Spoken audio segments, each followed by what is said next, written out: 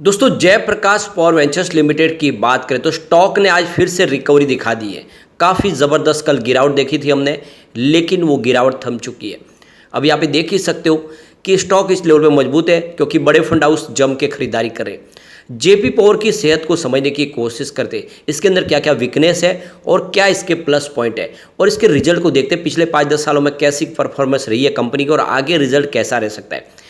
इस छोटे से पेनी स्टॉक में क्या इन्वेस्टमेंट करना चाहिए, क्योंकि कंपनी के पास खुद की 2 कोल माइंस है। ऐसे में इनका जो थर्मल पावर प्लांट का बिजनेस है उसमें आने वाले समय में और पॉजिटिव संभावना बन सकती है, क्योंकि हमने ऑलरेडी डिस्कस किया कल के वीडियो में कि इलेक्ट्रिसिटी कंजम्पशन बढ़ा है। अगस्त सितंबर के दौरान काफ़ी अच्छा इलेक्ट्रिसिटी कंजम्पशन बढ़ा है।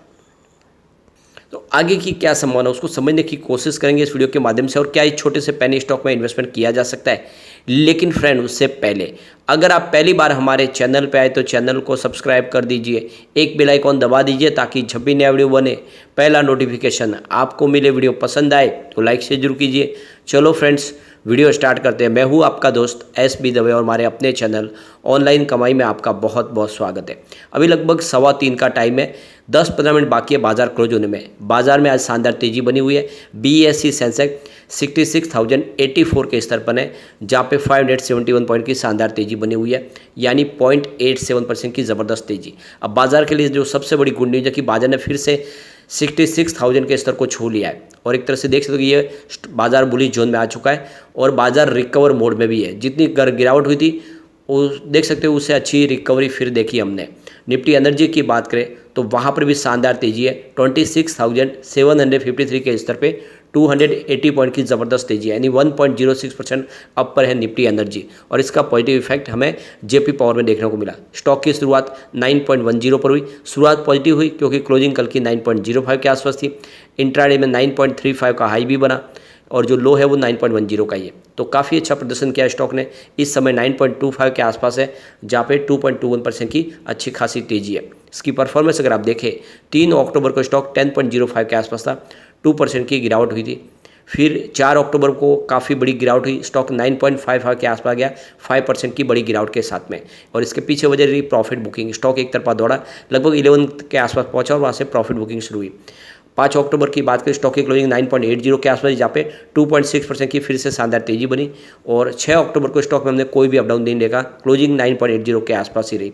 लेकिन 9 अक्टूबर यानी कल स्टॉक में भारी गिरावट हुई, 9.05 के आसपास स्टॉक आ गया, 7.7% की बड़ी गिरावट के साथ में। अब इसके पीछे 2 निगेटिव रीजन थे। एक तो बाजार में भयंकर गिरावट देखे जो हमास का और इजराइल का युद्ध शुरू हुआ उसकी वजह से, और दूसरा रीजन रहा कि यहाँ पे कंपनी को ट्रिब्यूनल कोर्ट के अंदर देखे जो मामला है भेल और इनका, उसमें इनको हार मिली और इसने पूरा मामला थोड़ा सा निगेटिव किया। लेकिन अब फिर से उस जो सारे रीजन थे वो डिस्काउंट होते हुए दिखाई दे रहे। इसकी परफॉर्मेंस अगर आप देखें तो 10 साल के हिसाब से जिसने भी इन्वेस्टमेंट किया होगा उसको 44% का नेगेटिव रिटर्न मिला है।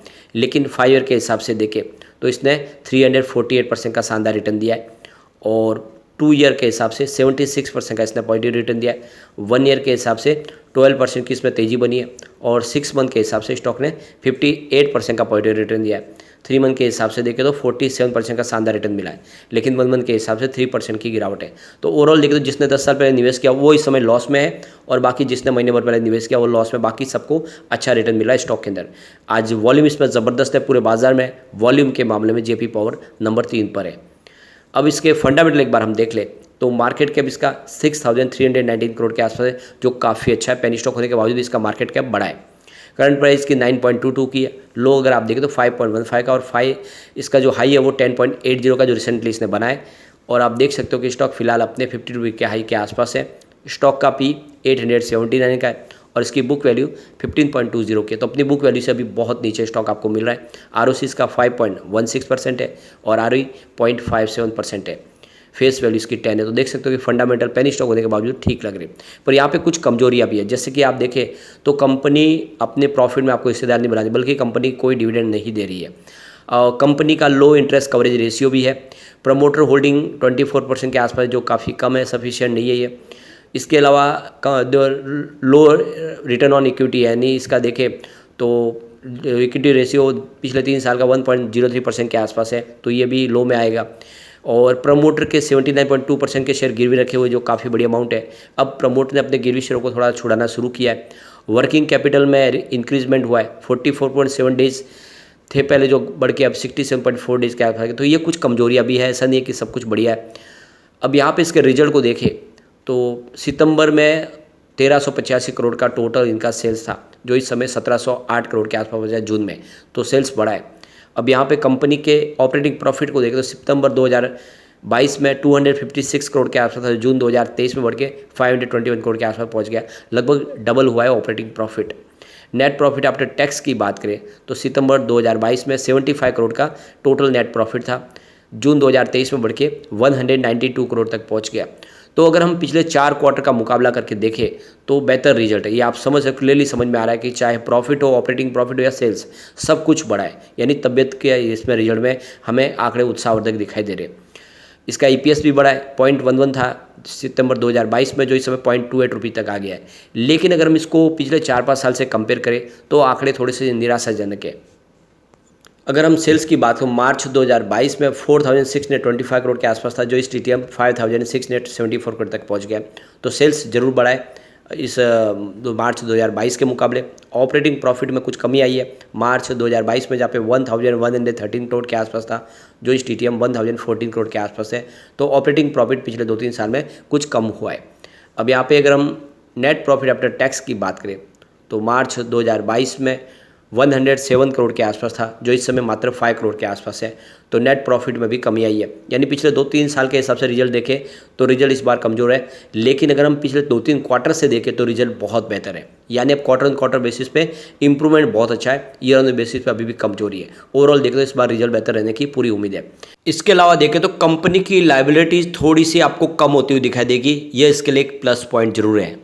वैसे मार्च 2021 में 16,994 करोड़ के आसपास थी, जो मार्च 2022 में 17,347 करोड़ के आसपास आ गई थी, लेकिन इस बार 17,307 करोड़ के आसपास है। तो कुछ लायबिलिटीज घटी जरूर है पिछली क्वार्टर के मुकाबले, मार्च 2022 के मुकाबले। कंपनी के पास फिलहाल कैश की कमी है। मार्च 2022 में कंपनी पास 22 करोड़ का शेयर कैश था, लेकिन इस बार मार्च 2023 में -3 करोड़ है। तो फिलहाल कंपनी कैश नहीं है, उसने माल पैसे कर लिए।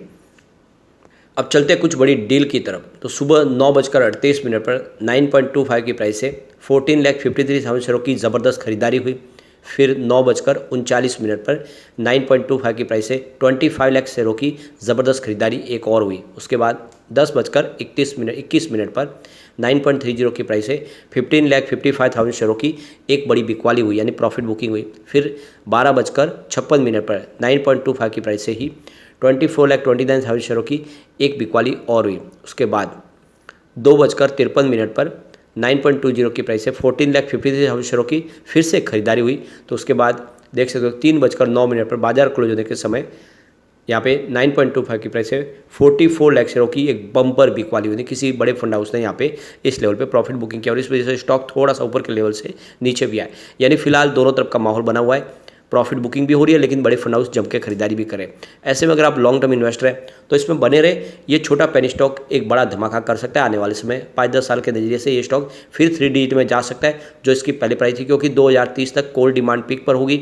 ऐसे में जितनी कोल बेस्ड पावर प्लांट कंपनियां हैं वो सारा प्रदर्शन अच्छा कर सकते हैं। इसके अलावा इसके पास एक हाइड्रो इलेक्ट्रिक पावर प्लांट है विष्णुप्रयाग में, जो बहुत बड़ा है, और कंपनी ग्रीन एनर्जी सेक्टर में भी कुछ फ़ायदा उठाने की कोशिश करिए। वहाँ पर भी आने वाले समय ग्रीन एनर्जी सेक्टर में एंट्री कर सकते हैं। ऐसे में लॉन्ग टर्म इन्वेस्टर्स में अच्छा पैसा कमा सकते हैं।